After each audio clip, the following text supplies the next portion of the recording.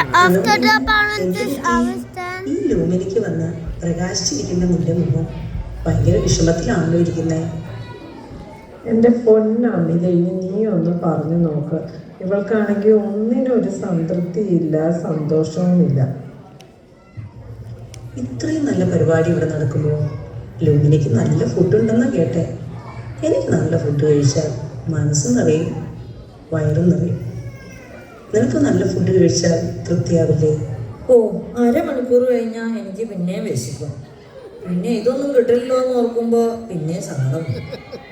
അതെ, നമ്മുടെ ഹണിക്കാണെങ്കിൽ ഇതിനെ കുറച്ച് നല്ല അറിവാണ്.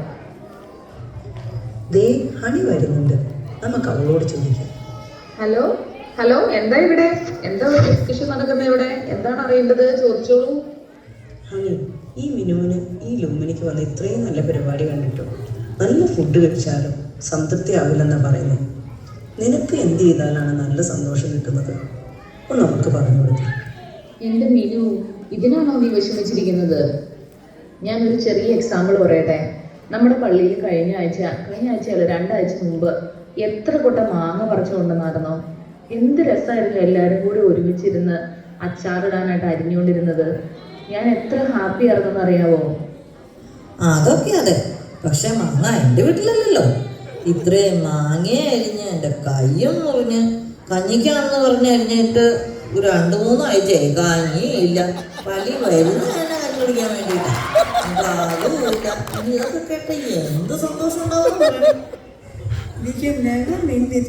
എനിക്ക് മടുത്തു. മിന്നു, നീ ക്രിസ്മസിനും ന്യൂ ഇയറിനും ഡ്യൂട്ടി ചെയ്തില്ലേ? നല്ല സാലറി ക്രെഡിറ്റ് ആയില്ലേ ഈ മാസം? വേണ്ടിയിട്ട് നീ ഹാപ്പി അല്ലേ? ഞാൻ വളരെ ഹാപ്പിയാണ്. നല്ല വീക്കെൻഡ് ഡ്യൂട്ടിയും എന്ത് രസം, അടിപൊളി. സാലറി ഒക്കെ കിട്ടി, അതൊക്കെ ശരി തന്നെ. പക്ഷെ കിട്ടിയെന്ന് മൊത്തം ടാക്സ് കൊണ്ടുപോയി. ഞാൻ ഡ്യൂട്ടി ചെയ്തത് വെറുതെ. പിന്നെ എങ്ങനെ ഹാപ്പി ആകാൻ വേണ്ടിയിട്ടാണ് ഈ ടാക്സും പിള്ളേരുടെ ഫീസും ലോണും എല്ലാം കഴിഞ്ഞ് കഴിയുമ്പോൾ വട്ടപൂജയാണ്. പിന്നെ അത് കണ്ടു കഴിഞ്ഞ് കഴിയുമ്പോൾ എന്ത് സന്തോഷം. മിനു, ഞാൻ എല്ലാം കേട്ടു നീ പറയുന്നത്. എനിക്ക് എൻ്റെ ഫാമിലിയുടെ കൂടെ ടൈം സ്പെൻഡ് ചെയ്യുമ്പോൾ, പിള്ളേരുടെ കൂടെ കളിക്കുമ്പോൾ നീ ഒന്ന് ആലോചിച്ച് നോക്കിയാൽ കൊച്ചു കുഞ്ഞിൻ്റെ മുഖം അത് കാണുമ്പോൾ തന്നെ മനസ്സിലൊരു സന്തോഷമില്ലേ? എനിക്ക് അങ്ങനെയാണ് തോന്നുന്നത്. അയ്യോ, അതൊക്കെ എന്നെ ഓർമ്മിക്കല്ലേ. പിള്ളേരുടെ ഒച്ചപ്പാടും ബഹളവും എനിക്ക് എപ്പോഴാണ് എൻ്റെ കണ്ണുകൾ പോകുന്നതെന്ന് പറയാൻ പറ്റത്തില്ല. Family too much. ഇത്രയും പേരും പറഞ്ഞിട്ട് നിനക്ക് മനസ്സിലായില്ല. നമുക്ക് അമ്മച്ചിമാരോട് ചോദിക്കാം, അവർക്ക് എന്തായാലും നല്ലൊരു ഉത്തരം പറഞ്ഞു തരാൻ പറ്റും. വാ, നമുക്ക് പോയി ചോദിക്കാം. ഞങ്ങൾ നിങ്ങളുടെ സംസാരം കേൾക്കുന്നുണ്ടായിരുന്നു. നിങ്ങൾ പറഞ്ഞതുപോലെ കുറേ ഫുഡ് കഴിച്ചാലും ശമ്പളം കിട്ടിയാലും ഒന്നും മനസ്സിന് സുഖവും സന്തോഷവും സംതൃപ്തിയും ഉണ്ടാവില്ല. കുറച്ചൊക്കെ ഉണ്ടാകാം, ശരിയാണ്. പക്ഷേ യഥാർത്ഥത്തിൽ നിങ്ങൾ യേശുവിനെ അറിഞ്ഞാൽ നിങ്ങൾ ഈ ഒന്നിനും ഒരു സ്ഥാനവുമില്ല.